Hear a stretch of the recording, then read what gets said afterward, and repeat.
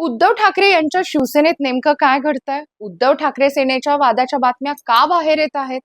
अलीकडच्या काही दिवसांमध्ये शिवसेना उद्धव बाळासाहेब ठाकरे पक्षाभोवती जे काही घडतंय ते केवळ राजकीय चर्चा किंवा मीडिया हाईप नाहीये, तर एका मोठ्या राजकीय संक्रमणाचे संकेत आहेत. मुंबई महापालिका निवडणुकीत आलेलं अपयश, त्यानंतर राज्यसभा निवडणुकीवरून उडालेले खटके आणि आता महत्वाचं म्हणजे नेतृत्वाच्या कार्यक्षमतेवरती उभे राहणारे अनेक प्रश्न. अशा अनेक विषयांनी उद्धव यांना घेरलेला आहे. म्हणूनच आज आपण हा विषय पूर्णपणे निपक्ष, तथ्यांवरती आधारित आणि विश्लेषणात्मक दृष्टिकोनातून समजून घेणार आहोत. कोणत्याही बाजूने न झुकता तर फक्त वास्तव काय सांगतंय हे पाहणार आहोत. नमस्कार, मी सायली नलवडे कविटकर आणि आपण पाहताय विश्लेषण वाईब. गेल्या काही आठवड्यांपासून पक्षामध्ये अस्वस्थतेचं वातावरण हे दिसून येतंय आणि त्याची सुरुवात कुठे झाली तर मुंबई महानगरपालिका निवडणुकीपासून.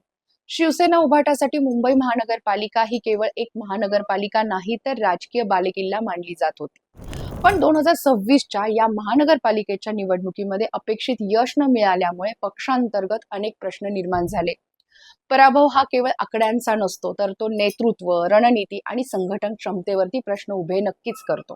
आणि नेमकं तेच झालं. काही आमदार आणि खासदारांनी अप्रत्यक्षरित्या नेतृत्वाच्या कार्यपद्धतीवरती प्रश्न उपस्थित करायला सुरुवात केली.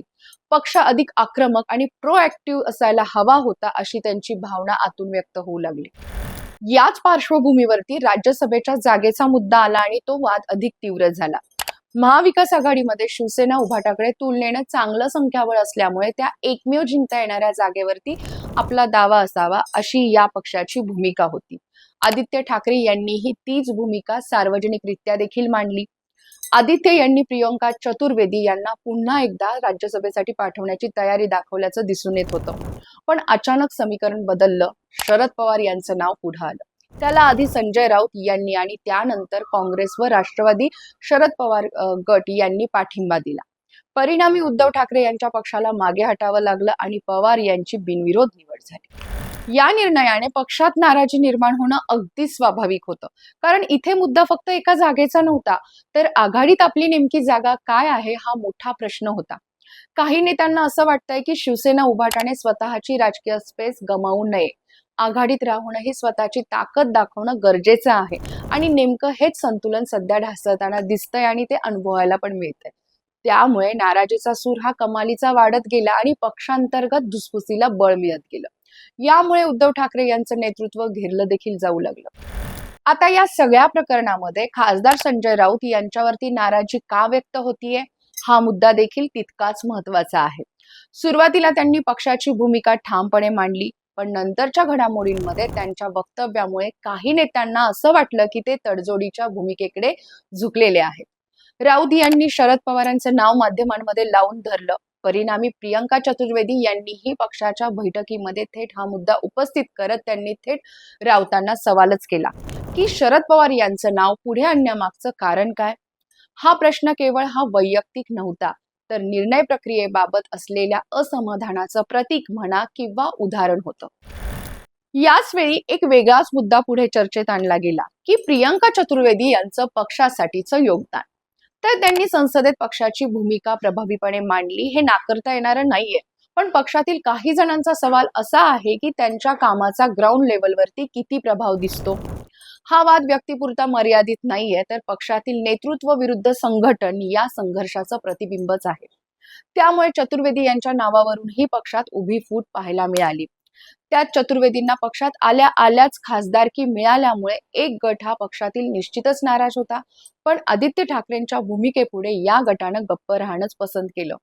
या सगळ्या विषयामध्ये उद्धव ठाकरे यांच्या तब्येतीचा मुद्दा देखील पक्षासाठी एक मोठं वास्तव आहे. पक्ष बांधणीच्या दृष्टिकोनातून संघटनात्मक सक्रिय राज्यभर दौरे करणं हे त्यांना शक्य होत नाहीये. त्यामुळे नैसर्गिकरित्या आदित्य ठाकरे यांच्याकडे अधिक जबाबदारी येते. पण पक्षातील काही नेत्यांना असं वाटतंय की आदित्य ठाकरे यांचे राज्यव्यापी नेतृत्व अपेक्षेइतकं दिसत नाहीये.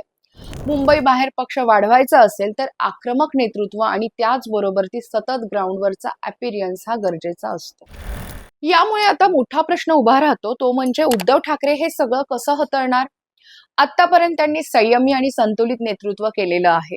त्यांनी राऊत यांचा बचाव करत अंतिम निर्णय माझाच असेल असं स्पष्टही केलं.